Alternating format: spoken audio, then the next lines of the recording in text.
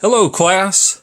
This is Bill Rourke, and I'm going to attempt to cover the chapter on inflation or consumer price index here in this short video for you to complete your exercises this week. This is going to be unedited. It's going to be kind of a first of its kind, if you will. So bear with me, and I will share as much information as I can during this current situation. But let me just give you a quick tour of the office here. This is my home office. So I've got bookshelves, pictures. There's my window, faces the west. I've got another bookcase over here, and a couple of printers, toothbrush. Yeah, normal things that would be in an office. And then there's the Teen Challenge Ranch. That's where I did my student teaching some 20 years ago. And so just a general office here where I do a lot of studying, a lot of school work. So more books, more there's my big calendar. I keep track of things and events that are going on. Okay, I still like writing stuff down. So just wanted to just give you a little tour there. I'll let you know where I'm coming from. And then, of course, I'll just say hi here. I'm not going to be in the video very much as far as looking at me. I'm going to try to keep the video on the PowerPoints as I go through them, and then show you the answer sheet for the practice test. So we'll go ahead and talk about the chapter on inflation, if you will. And some of the slides I will go through quickly. You have access to these. So if you want to run these slides as you're watching this video, that would be very good. So I'm going to attempt to prop this camera up as I go into this chapter on inflation. And hopefully this will work properly as I planned it. Okay, so I think there's a good view of the slides as I talk about them. And again, like I said, this is a chapter on inflation. There's 40 some slides. So I'm going to try to go a little quicker than I normally would in class. Might not have as much editorial, but again, it's just a summation, I guess, if you will, to try to help with the key concepts of the chapter on inflation. So, we're going to talk about what inflation is, how the government measures inflation, and the consequences and root causes of inflation. So inflation is it's an increase in the general average price level of goods and services in the economy. So inflation is an increase in the overall average level of prices and not an increase in the price of any specific products. It's just a way of measuring overall prices in the economy. And let's see here. Go ahead. And so what is the most widely reported measure of inflation? They call it the CPI, which is the Consumer Price Index. And it is an index that measures changes in the average prices of consumer goods and services. And basically it's over time. And we're going to show you how that index is changed. The Consumer Price Index includes only consumer goods and services to determine how rising prices affect the purchasing power of consumers' incomes. It does not consider items purchased by businesses and governments. And so each month, price collectors from the Bureau of Labor Statistics of the Department of Labor contact retail stores, homeowners, and tenants in selected U.S. cities. Based on these monthly inquiries, the BLS records average prices for a market basket of different items in a number of categories purchased by the typical urban family. So here's the key equation, if you will. Depending on what year they're going to be there's a base year that they base the prices on. But what you would do is you'd take the cost of a market basket of products at current year prices and then divide it by some market basket of products at a base year price. So, and then multiply it times 100, or just move the decimal back 2 places and you will get the correct answer. Base year is just when somebody chooses to give the base year. So in this hypothetical consumer price index for a simple economy, where we're just talking about hamburgers and gallons of gas and jeans, they're laying it out here as far as if you look at this, here's 1982. Here's the prices of these things in 1982. A gallon of gas, how about that? 70 cents. I don't know if we'll get that low or not right now. And then jeans, of course, were $15. So that gives you the $245 for that basket. And you say, well, how do they pick the basket? Well, nobody's really sure, but, it's just a basket that, the economists decide to choose, mainly things that people buy on a regular basis. Okay. And you think, well, education's not in there. Medical care is not in there. And I wouldn't argue with that. Those are some items that seem to be out of the basket. Okay. So then over here in the 2000s, in year 2000, they give you a price for the very same items and the same number that you're going to purchase. And the price then is, $335 for those very same items, because you can see prices have doubled with the jeans, and the gallon of gas and so forth have increased, and and a hamburger as well. So now, well, what do you do with $245 and $335? Well, you're just going to take the 2000 market basket and divide that by the 1982 basket. So 335 divided by 245, then multiply it times 100, and you get 136.7. So that's how the CPI is calculated for 2 different years. And the year that it's based in is always 100, because the numerator and the denominator of the CPI formula are the same in the base year. So whatever base year that is, that's going to be what we're talking about. So the inflation rate is a percentage change in the official consumer price index from one year to the next. So in this case here, I believe they do that here. But here's the equation, the CPI in a given year minus the CPI in the previous year, divided CPI in the previous year, is going to give you now your annual rate of inflation. So if we just use our past example there, where we had the 335, we could take 335, okay, minus 245, and kind of doing this on the fly here, because every now and then they don't give us the full information. So 245, well, that is 90. So if I take 90 and divide that by the base year, let's go back over here.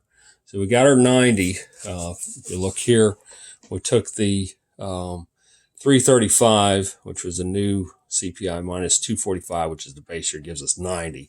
And then we're going to take that and divide it by 245. So 245, that's going to be our answer there. So you take 90 divided by 245, and that gives us 0.3673. So our prices went up 36.73%. That was the inflation rate during that period of time. Because again, we used the same number of goods, okay? And all that went up was price. So you're talking about, that's inflation that's going up. So you got 36.73% there. And I know there's a problem in your worksheet that covers that. So there you go for that example there. Now let's move ahead here.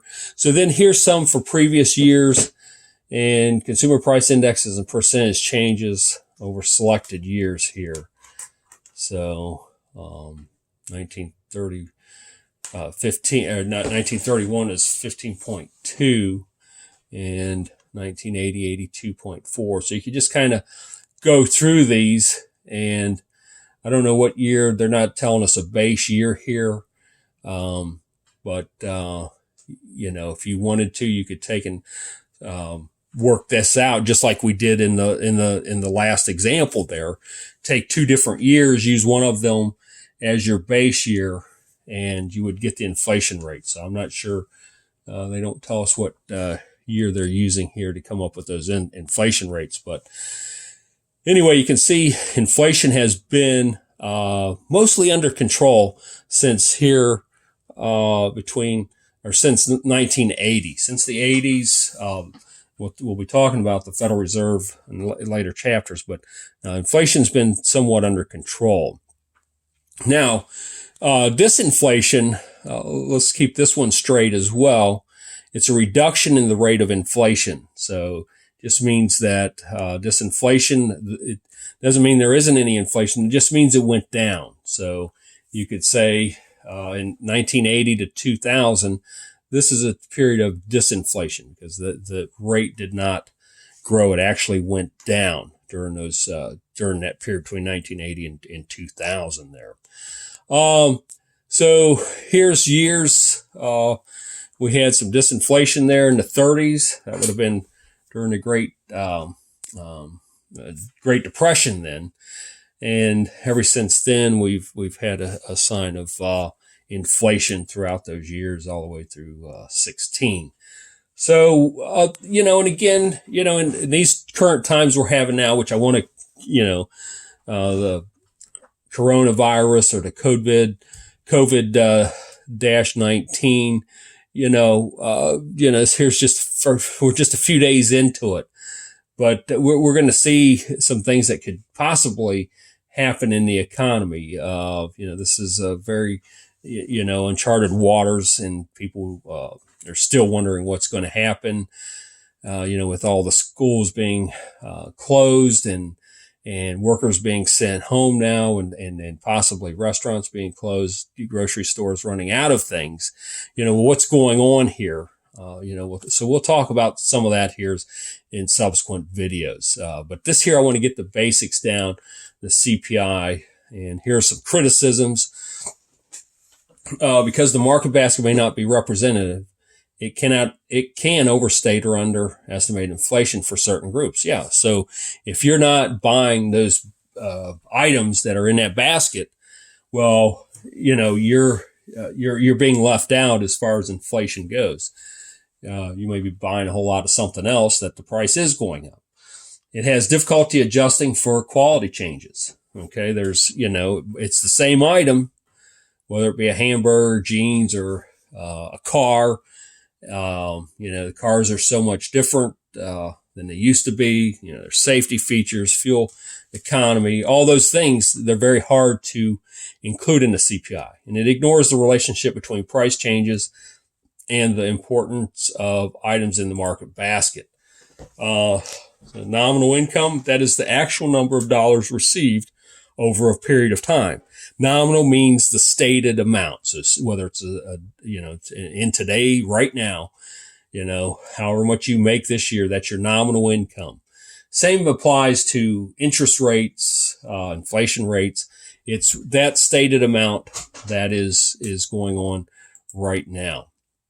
And purchasing power is measured by converting nominal income into real income. And the actual number of dollars received, nominal income, adjusted for changes in the CPI. So let's see here, real income. You're going to take your nominal income and divide it by CPI, or as a decimal, or CPI divided by 100. So to get your real income for, say, a year in the past, if you're trying to compare it here. So how do we compute the percentage change in real income between years? Percentage change in real income equals the percentage change in nominal income, and percentage change in the CPI. So people whose nominal incomes rise faster than the rate of inflation can gain purchasing power, while people whose nominal incomes do not keep pace with inflation lose purchasing power. So wealth, the value of the stock of assets owned at some point in time. And how is wealth affected by inflation? Inflation can benefit holders of wealth because the value of assets tends to increase as prices rise. On the other hand, the impact of inflation on wealth penalizes people without it because it's more difficult for them to acquire assets. And this is true with housing. As house prices go up, we talked last class that, housing is economics. Economics is housing. And if inflation goes up, that means house prices are going up, as well as, a lot of times the stock market as well will be going up. So again, now here's what is the nominal interest rate? It's the actual rate of interest without adjustment for the inflation rate. So the nominal rate, just like I said, it's the stated amount, the nominal rate of interest minus the inflation rate. So here's a good example. If the real interest rate, you're going to take the nominal interest rate minus the inflation rate to get real interest rate. And when the real rate of interest is negative, lenders and savers lose because interest earned does not keep up with the inflation rate. So say, for example, if you were expecting interest rates to go up, which at kind of our low interest environment, it looks like the only way up, or the only way to go, is going to be up. You're able to buy a house in today's dollars and at an interest rate. And if interest rates go up, you're paying back those dollars to the bank at a lower value than what you actually borrowed the house for. So the borrower actually benefits. So we'll take this example here. I threw this one in. But let's see, suppose you receive a 1-year loan from your parents to start a business. Both you and your parents anticipate the loan rate to be 2% in the coming year. You agree to repay the principal plus the 2% to offset inflation. However, the inflation rate is actually 5% during the year of the loan. Because your parents are paid the principal and only 2% interest, their purchasing power still falls by 3% because the actual inflation rate is 5%. Thus, they incur a loss. Okay, so their inflation went up 5%. They're only getting 2% from you. 5 minus 2 leaves you with 3% there. So what is an adjustable rate mortgage? This here is a home loan that adjusts the nominal interest rate to changes in the index rate, such as rates on Treasury securities. And that's something, especially when interest rates are low.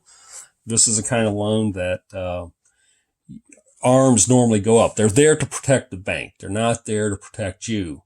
And anytime you're getting robbed, your arms go up. So again, most of the time, your arms will go up. So you want to be careful with buying a mortgage on an adjustable rate mortgage. You want to get it on a fixed 15-year as possible. And here's some inflation rates this was in 2016. So you can look at some developing countries there. Obviously, their interest rates or their inflation rates are much higher than ours, but it could always happen here. So we're not just because we're in the United States doesn't mean we can't have high inflation. Hyperinflation, it's when an extremely rapid rise in the general price level.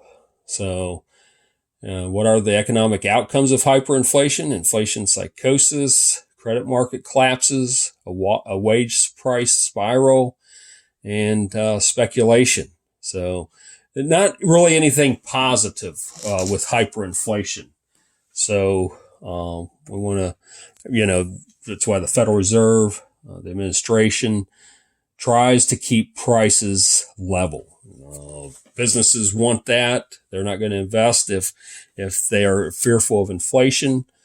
Banks are going to lend money because, again, if inflation rate goes up too much, they're the ones who lose by giving out loans at a lower rate than they are definitely going to get back. So, all right, inflation psychosis, a situation in which people spend their earnings immediately in order to avoid paying even more tomorrow.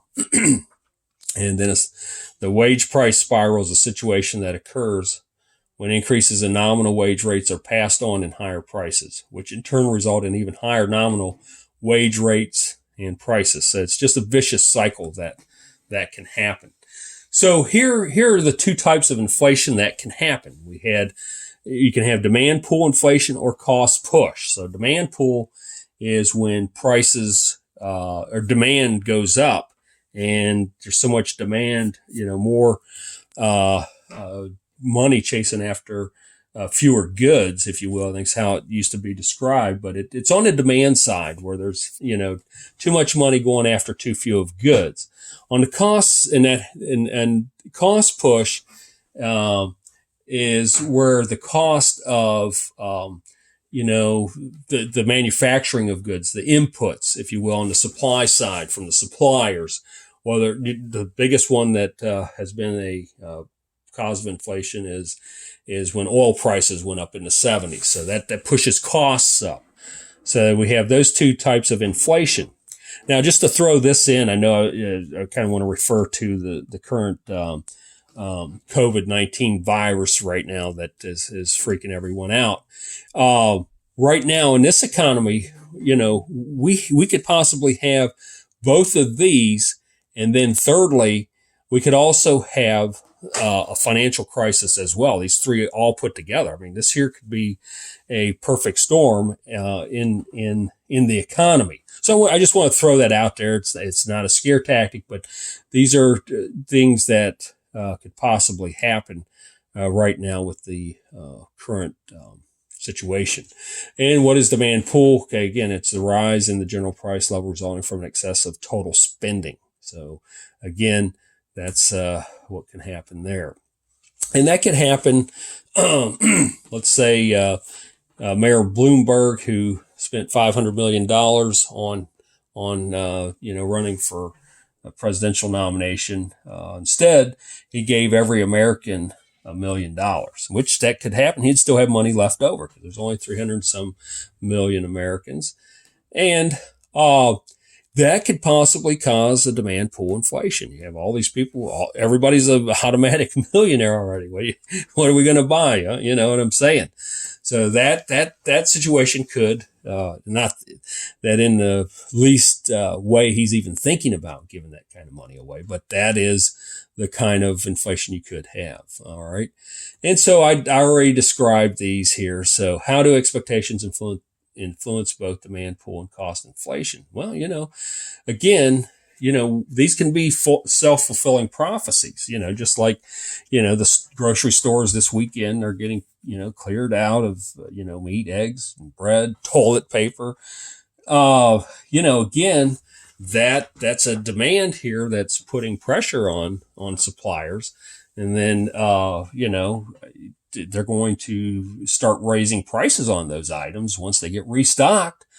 And, again, so this rush out to buy all this stuff kind of causes the demand pull inflation. And then the cost push inflation is going to be right behind it because suppliers are going to realize their costs are going up because they're putting more demand and those resources are going to have to be paid for as well.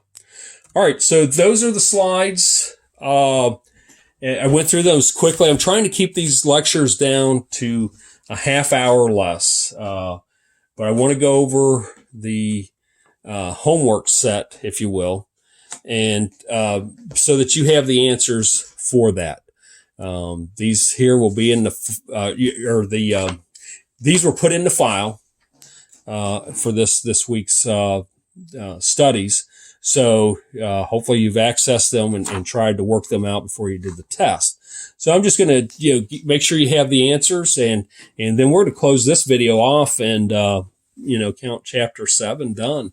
So on the inflation chapter. So 1, according to its definition, which of the following rises during periods of inflation? And it would be A, the general price level of goods and services in the economy. And 2, in which of the following years was inflation in the United States the highest? In 1980, and I think that was shown in the graph in the PowerPoints and is also in the book. Now, getting back to the CPI, and this is probably the most confusing part of inflation, the CPI, because it's we hear it tossed around all the time, but how does it really get calculated? So here's a good example. Suppose hypothetically that the CPI was 180 in 1996 and was 207 in 1997. What would be the inflation rate for this period? So again, just like I showed you on the little note card with the hamburgers, gasoline, and jeans, you're going to take the 207 and subtract it by 180 here. So again, we're trying to compare 1996 with 1997. That's just 1 year. So just getting the difference, which is 27, divided by the original year, 180, gives us 15%, 0.15. And it might be at the page of 188, just depending on what version of the book I took that out of, but that should be in there on one of the pages. And then 4 is, it's similar to the hamburger example, where you consider an economy with only 2 goods. Okay. Bread and wine. 1982, the typical family bought 10 loaves of bread for 50 cents per loaf and bought 4 bottles of wine at $5 per bottle. 1996, bread cost $1 per loaf and wine cost $8 per bottle. So the CPI for 1996, using a 1982 base year, is C, which is 168. So again, you got the 25 here divided by 42 gives you 1.68 times the 100, which I just moved the decimal over to get the 168. So again, you're just taking this year here, 1982, it was $25, and 1996, it was $42. So just take the 25 divided by 42, and voila, there's your answer. It's C, 168. All right, 5, price indexes like the CPI are calculated using a base year. The term base year refers to an arbitrary chosen reference year. So again, it's just whatever economist wants to choose, or anybody in that, as far as that goes, who might want to compare prices from one year to another. All right, and so here's just some, so the calculations of that part is done. 6, as inflation drives up prices, people attempt to find substitutes and adjust what they purchase. The resulting substitution bias problem causes CPI to overstate the impact of higher prices on consumers, because again, we're going after substitutes rather than the actual item that was measured in the basket. 7, suppose your nominal income this year is 4% higher than last year. If the inflation rate for the period was 3%, then your real income is going to be 1%, which is B. So again, you're just subtracting your the inflation rate from your income growth rate. 8, consider borrowers and lenders who agree to loans with fixed nominal interest rates. If inflation is lower than what the borrowers and lenders expected, then who benefits from higher real interest rates? And it would be B, only the lenders benefit. And that's where the arms come in. Okay, if they can get those interest rates up, they will. 9, which of the following can create demand pull inflation? A, excessive aggregate spending, which we had this past weekend, the last few days. People were just going in, clearing the shelves out because of the fear that they're going to be trapped in their homes or that the stores are going to close. So those are fears that people have had the last few days. And 10, during periods of hyperinflation, people hedge against losses in their purchasing power by C, buying gold and silver. And I'm not going to recommend that, but that's what happens when people get scared.